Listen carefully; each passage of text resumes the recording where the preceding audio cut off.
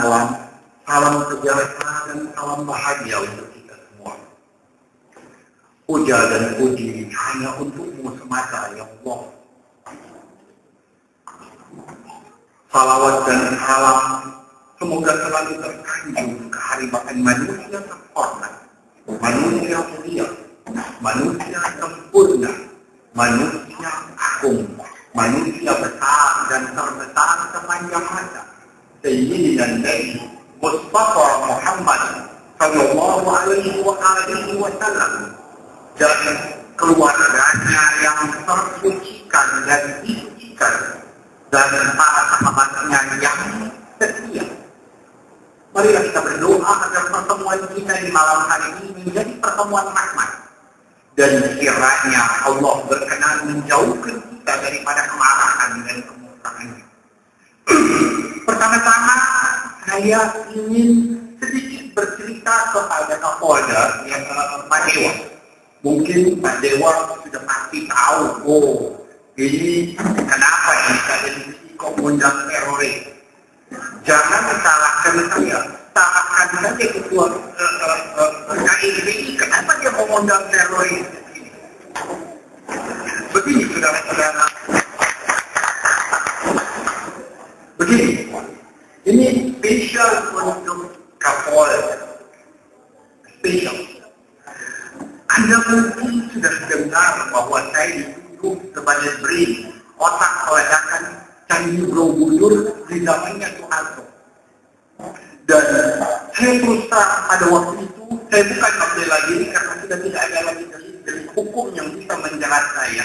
Tapi saya ingin menjelaskan kepada Anda semuanya, tentu apalagi kepada Pak Dewa, spesial, supaya paling tidak Anda tidak merasa sungkan untuk berteman dengan hidup Pinocchio ini. Ya. Saya kambing putih yang kebetulan bukan hitam di masa Soeharto. Dan Anda tentu tahu bahwa undang-undang anti subversif pada waktu itu seperti kapsul. Gantung kolor jadi, gantung rok jadi, gantung BH jadi, gantung celana panjang jadi, tak ngerti. Tak maunya fakta angkara di waktu itu. Jadi kita belum disidang itu, hukuman sudah di kantong. Ini di zamannya Orde Baru. Dan saya waktu itu terkenal sebagai ikut politik di zamannya Soeharto. Tidak ada yang bisa menjerat saya karena tunanetra. Dan satu-satunya jalan kebetulan orangnya lari dan saya dituduh sebagai otak peledakan Candi Borobudur. Sedikit cerita sebentar sebelum saya memaparkan apa yang sebenarnya materi yang akan kita bahas. Ketika jaksa mengajukan saksi nggak kenal saya dan saya juga nggak kenal saksi. Tapi namanya undang-undang anti subversif. Hakim bertanya, apakah Anda akan menjawab keterangan saksi? Saya katakan keterangan saksi ini kalau saya jawab secara logika, tentu ini tidak logik. Bagaimana mungkin saya orang buta alias blind alias tunanetra bisa membedakan antara boy dan dodol senang?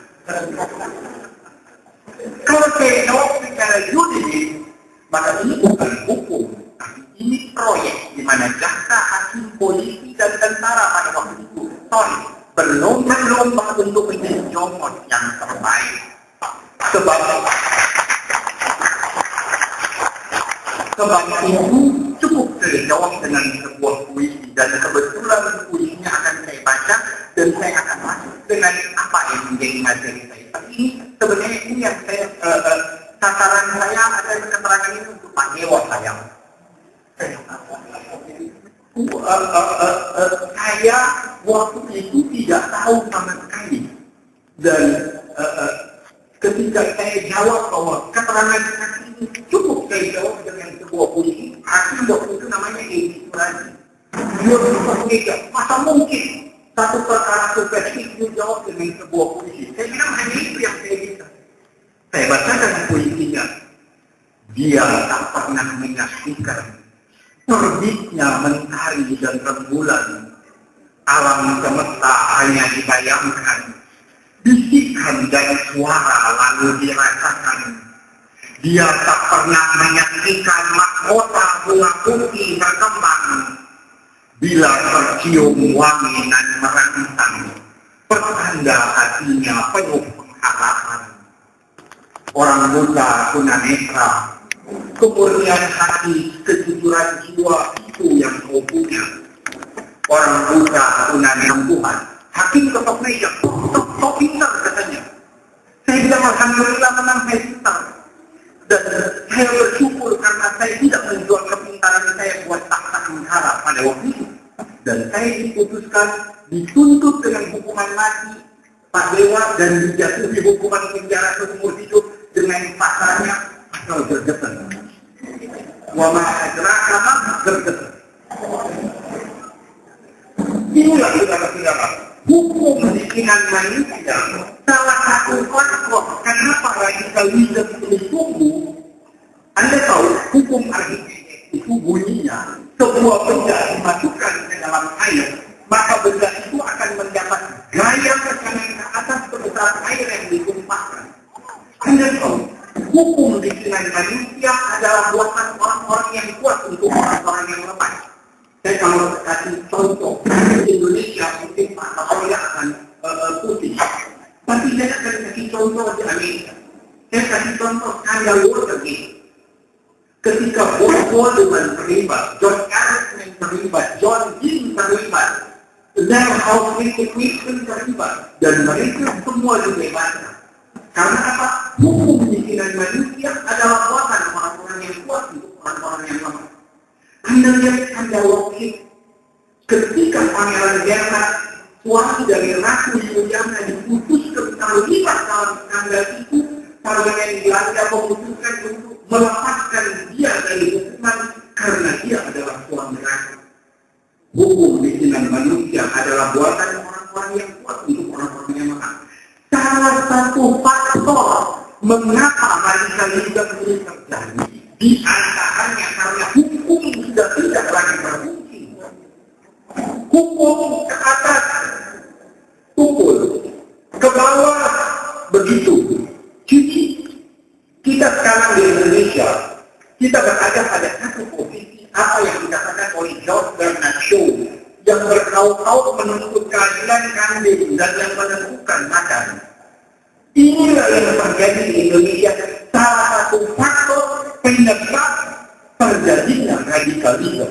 Radikalisme ini terjadi bukan saja karena faktor agama, tapi radikalisme ini terjadi juga karena jurang antara si kaya dan si miskin yang semakin melebar. Ini akan membuat kenapa komunisme bisa tumbuh. Komunisme tidak akan tumbuh di tempat orang-orang kaya, tapi komunisme hanya bisa tumbuh di tengah-tengah orang-orang yang melarat, orang-orang yang miskin. Kita lihat revolusi Bolshevik, Stalin mati diganti Lenin mati diganti Nikita Khrushchev. Nikita Khrushchev tidak sampai mati dikop oleh Leonid Brezhnev. Brezhnev mati diganti oleh Yuri Andropov, Andropov mati diganti oleh Konstantin Chernenko. Chernenko mati diganti oleh Mikhail Gorbachev. Dia muncul dengan Glasnost dan Perestroika, bubarlah Uni Soviet. Anda lihat bagaimana berkecung dengan revolusi proletariat. Hancur semuanya. Dan saya jelaskan terutama kepada kita semua bahwa semua agama di dunia ini punya kelompok radikal. Jangan Hindu juga punya kelompok radikal. Kita lihat di India, bagaimana masjid Ayodhya dibakar, bagaimana pembunuhan terhadap kaum muslimin di sana. Kita lihat juga di kalangan kaum muslimin juga punya kelompok radikal, kelompok jenggotisme. Ya, itu kelompok Salafi ini itu biasanya mereka dari kelompok pemahaman Wahabi dari kelompok Salafi itu yang Anda lihat bagaimana mereka meledakan gedung kedutaan Australia yang mati tukang ojek, yang mati supir, yang mati kapal, yang di atrium waktu mereka lakukan peledakan itu yang mati babu saudara-saudara sekalian. Kalau misalnya itu coba Anda bayangkan agama mana yang menyuruh orang melakukan hal seperti ini. Belum lagi kita lihat dia meledakkan diri di masjid, orang mau saya sholat dengan kalau saya tidak salah masalah Kapolres tangannya buntung atau bagaimana tuh? Coba Anda perhatikan, ini kenapa semua ini bisa terjadi? Anda lihat di Birman, bagaimana orang-orang Buddha dengan yang radikal membunuh kaum muslimin dari Bangladesh. Kita lihat di India, kita lihat di Sri Lanka, bagaimana kelompok Sinhala dibunuh oleh kelompok Hindu, membunuh kelompok Hindu Tamil. Ini semua agama karena apa? Satu, saya membagi radikalisme atas dua. Maka polda dua. Yang pertama radikal atau ekstrim ideologi. Anda kata. Yang kedua radikal atau radikal dulu ideologi dan ideologi. Dua. Anda perhatikan. Yang pertama radikal ideologi. Yang kedua radikal dulu ideologi dan ideologi. Yang kedua ini punya rumusan. Ustaz-ustaznya, kiai-kiainya, pendeta-pendetanya yang berpatokan kepada bilkulus, kulujai, tembus, ya sekalipun